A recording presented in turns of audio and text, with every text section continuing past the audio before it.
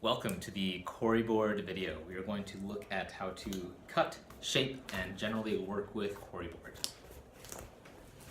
One of the primary tools that kids will be using at camp is the safety cutter. So the safety cutter is a razor blade embedded in plastic, which makes it much safer to use. You really can't even touch the razor blade. And it's really good at cutting Corriboard. I'll use one of these scrap pieces to show you. So if you take the fluting end, one of the ends that have fluting, and you lodge the kind of horn into the end, you can cut a single side and then it becomes a hinge right away. And then if you wanted to cut it completely off, you can do that and the piece is off. I want to cut across this plastic sheet, which means going across the fluting. I'm going to need to hook my horn in and then hold it really well. Some campers will be able to do this in testing, some could, and others it was easier if somebody else came and stood on the other side and held it while the other person pulled across. Hook. I'm going to hook halfway through, so I'm only hooking half in, and then I'm going to try and pull across. And yeah, it's not too hard. Definitely takes more work than the other way. And then I can break it, and now I have a hinge going across the fluting. You can make the Corriboard flexible, which is another good property to be able to do, by just making lots of cuts through half of the board. So I'm just making those kind of hinge cuts, but just repeating it across the Corriboard. And as I do this, I'm turning the Corriboard into a flexible material, which can be utilized for making any type of rounded shape of object. So that could be a hump on the back, a round head. So once this is curved, once this is bendy, I can curve it. And on the outside, there's kind of this, the gaps. But I can also kind of work it and roll it in on itself, and then I have a solid outside. So another important tool in your quiver are your scissors. So the scissors are really great for short cuts. But for anything large, you don't want to use the scissors. They're hard to use. Next up in your quiver of tools is the pen knife. I forget exactly what we're calling this in the curriculum, but it looks like a pen. At the end, there is a very tiny ceramic blade, and it is actually quite sharp. So even though it might look unassuming, you want to definitely be careful with it and not end up cutting across your hands at all. You can do with this one, which you cannot do with other tools, is a cross cut that is at an angle. So I'm cutting across the fluting. Not straight across, but at an angle, which would be, I think, quite hard with the safety cutter. Then I'm again going to take my time, do a couple strokes across, and now with that score there, should see if it happens. It's not doing it very cleanly. I'm gonna do another stroke across. And now it's doing it better. So now with that score, I can cut at an angle across and have this hinge like this. Okay, next thing we will look at is making beams. I'm gonna make a triangular beam that is 1, 2, 3, 4, 5, 6, 7 corrugations long. So I'm gonna cut on the 7th, and then I've made one hinge, and I'm gonna count again, 1, 2, 3, 4, 5, 6, 7, and I'm gonna cut again.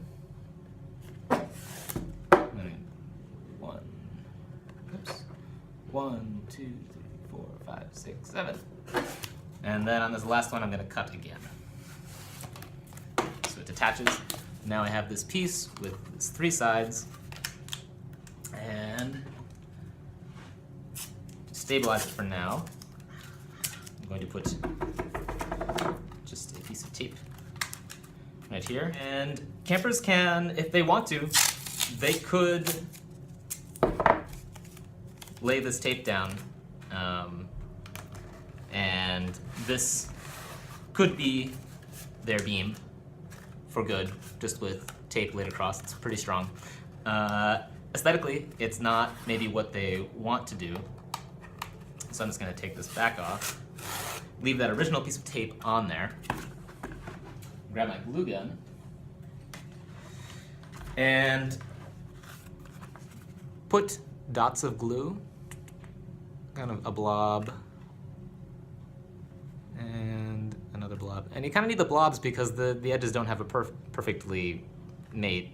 So the blob bridges the gap between the two sides.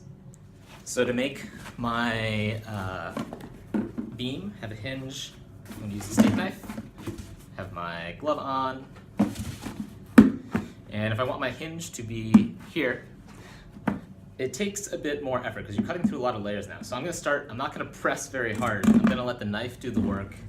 Just kind of slowly push in, and it's going to get harder. And then I got to work a bit more.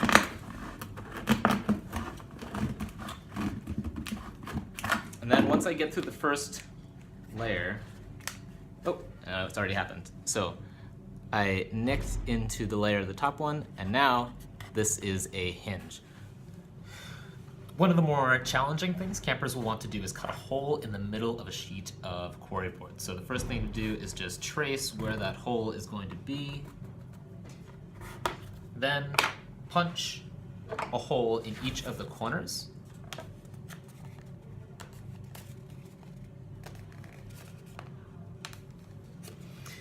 Then use the pen cutter and cut between each of the holes. And then repeat on the other side.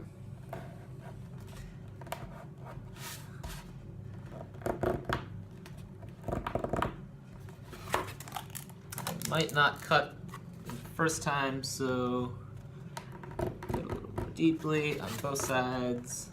And it might take a little bit of work, but it'll pop out, and then done. Next up in our quiver of tools is our steak knife. This is, as the name implies, a knife that you would use when eating steak. And it is definitely sharp. Kids should treat this tool with respect. When they are using it, they should put a glove on their non-cutting hand. I'm lefty, so putting it on my right hand. And we have these boxes that you'll be prepping, and this provides a surface so that the knife can plunge down here and it supports the other side. If you try to cut Corriboard unsupported, like out here, it just flops around and it doesn't really work.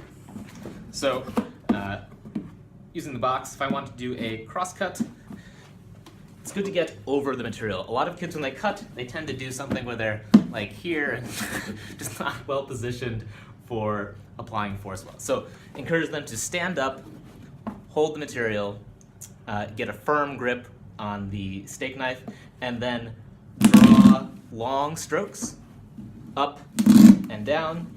I think it's easier to cut on the downstroke, but it's not necessary. Yeah, easy way to cut the Corriboard. And frequently, when you're cutting any direction fully through the Corriboard, the steak knife can be an easy tool for that. During testing, campers definitely gravitated towards the steak knife for a lot of their cutting needs. The steak knife is also good for curved cuts. So if I want to make this curved cut, the steak knife is going to be my tool of choice. So I put the Corriboard down on top of the box. I could put it over this, but you can also hang it over the edge. But like I said, you don't want to hang it out far. Keep it close to the edge of the box and just readjust. So get back in my feet and cut. And if I nick the box, that's fine. That's why we did this on a box, not on a table. During testing, campers were getting worried about cutting into the box by accident. It's totally okay if they cut a little bit into it. That's why we're using the box instead of the tables while we're cutting. So cut around. And now I have my curved piece of Corriboard. To make the large square tube that would be the body or the head of the robot pet, you're going to need a large sheet of Corriboard to make this square tube. So I've already marked out segments of 5-inch increments, and there are 4 of them, and they have a height of 6 inches that I've also marked out. The first cut that I have to make is this cross cut. So I'm going to use my safety cutter, hold it tight, follow the line.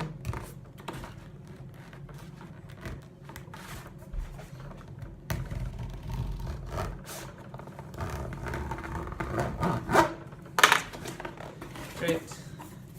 Now complete the cut.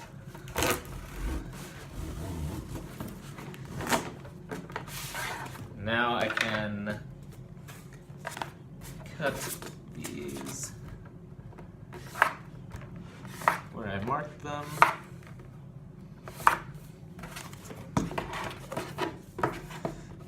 And this is the part that I don't need, so I'll cut this part off. The last segment.